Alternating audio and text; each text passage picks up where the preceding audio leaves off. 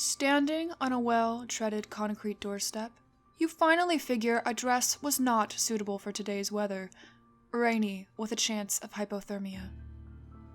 You are stubborn and formal, not minding the discomfort as long as you can keep up appearances. After all, you have a business to start which is already gaining ground, a little antique store down on Main Street. What a marketer your sometimes irritating spouse is. The house you visit is massive, obviously costly to the owner.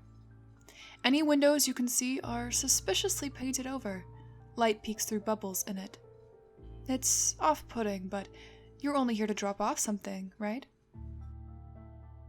You knock on an old door before you, 3 strong thumps against the scratched wood. There is a knocker, but you see no use in it.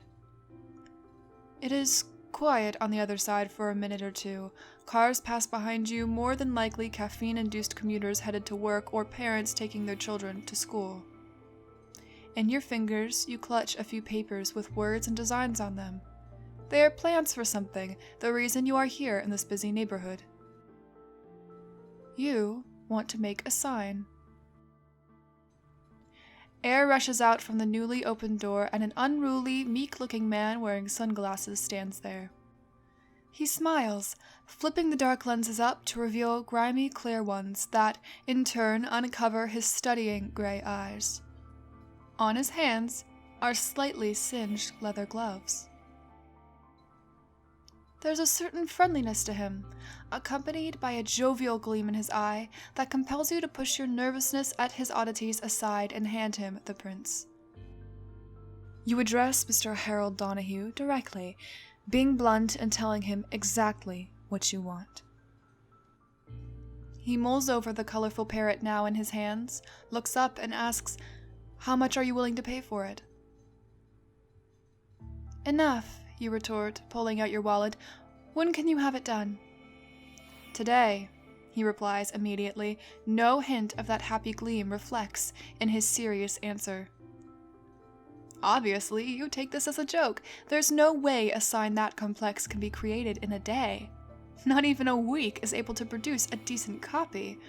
A sign such as the one he holds might take well over a month, maybe even 2, to bend color and power. Laughing, you tell him exactly what you think. Donahue chuckles as well, but not for the same reasons. He beckons you inside. This is unexpected. However, he promises to show you how he manages such a thing. Although you had other plans for today, like buying whiteboards to set up in your new shop's windows, you decide to humor him and see this joke play out. Silently fussing over a loose hair, you step over the threshold of his large home. Immediately, a small neon sign reading "Welcome" greets you, flashing green consistently in a 1-2-1-2 pattern. Its bubbly letters are quite appealing. You ask Donahue about it, but he ignores the question and keeps walking. Saying no more, you catch up again. A gray train with animated red wheels is next, then a yellow bee with blue wings. The words "I like to eat" appear in a messy kitchen. You know now that he is showing off his creations, maybe in an attempt to impress you. If that is indeed the case, his efforts are working. Logos for famous companies appear in appropriate colors alongside their mascots, and more animals flaunt their stripes and shades. Some are moving pictures, others aren't. All have a charm you can't describe which makes them their own. While you walk, continually growing more enchanted by them, you ask with what little coherence you have, "They're pretty. Wonderful, I mean, but don't the neighbors find them disturbing, say, at night? They must shine through the paint then." "I have gotten complaints, strangely enough," he mutters, the way someone might when arguing with a ridiculous ideal. "Worry not, though, they get their sleep. Rest, so no one is too bothered." Passing another light, you lose concentration.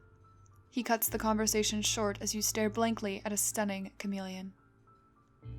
Cowboys, cars, and out-of-style phrases plaster rooms you would have never noticed without them. They block the clutter of said rooms, drawing your attention away from it, calling out to you. Come look at us, They seem to say. Aren't we beautiful, colorful? Wow, you find yourself repeating, unable to contain your fascination. Your walk lasts a good 10 minutes. You fail to note that the house has an impossibly labyrinthian structure. Donahue's signs make the time pass by in a flash, or rather, multiple. He's made a rainbow with no real end, not until the signs burn out anyway, and the prospect of that seems impossible. You feel like you've just made hundreds of new friends. When you find yourself out of the little trance, bright colors and buzzing electricity brought, the two of you stand in a tiny basement room. A set of rickety stairs lay directly ahead, but Donahue blocks them. His arms are open wide in a defensive gesture.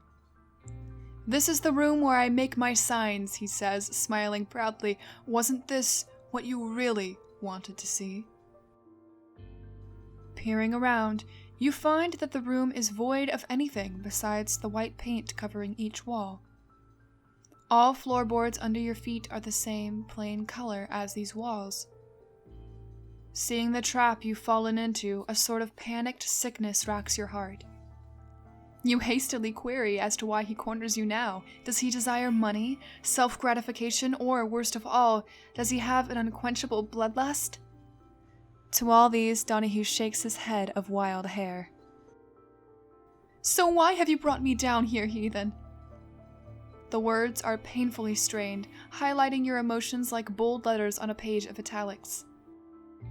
"You just don't get it, do you, ma'am?" he shouts, voice echoing off the walls. "Even after I showed you all my signs, even after they spoke and got to know you, you refuse to understand." "What am I to understand, Donahue?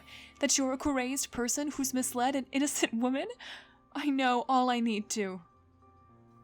He suddenly cocks his head, a universal sign of curiosity as he concentrates on you. His eyes seem to study harder than ever. "My, I think you have the right amount of color." The parrot. Fear has made you forget all about it. He refreshes your memory by bringing some folded sheets out of a pocket on his blue jeans, scanning them with keen interest. It's amazing what a room like this can bring out in people. With a little stimulation, of course. Glancing up again, his gray eyes flicker. The gleam from before had been more than a refraction of light. It was light. Slowly, mixed neon hues begin to swirl about inside his irises. The sight is so wondrous that you walk closer to have a better look. Just within reach of a certain Mr. Donahue.